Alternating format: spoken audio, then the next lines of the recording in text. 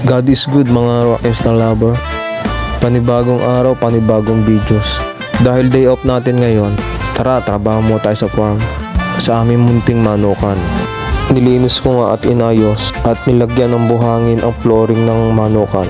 Dahil dito namin ililipat yung mga sisiw na galing sa incubator na lumaki na ngayon. Magti 3 months na sila. Kaya namin lilipat dito para mabilis din silang lumaki. Yan, ito ang loob niya at resulta.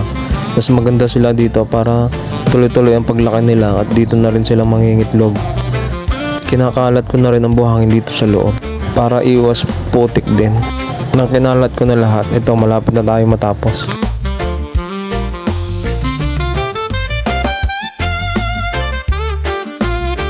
Pagkatapos ko nga lagyan ng buhangin, ito at isa-isa ko nang nilalagay sa kulungan.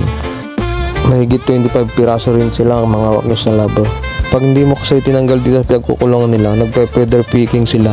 Imbang nagtutukaan sila at natanggal yung mga balahibo nila. Hanggang sa nag-aaway sila. Mas maganda kasi sa malaking kulungan at tuloy-tuloy yung paglaki nila.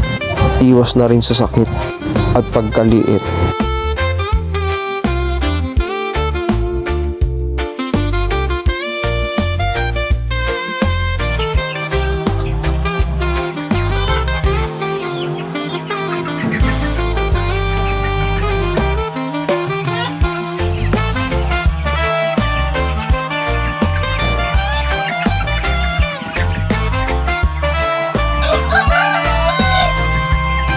Pagkatapos natin kunin nga sa kulungan nila, ito na sila oh.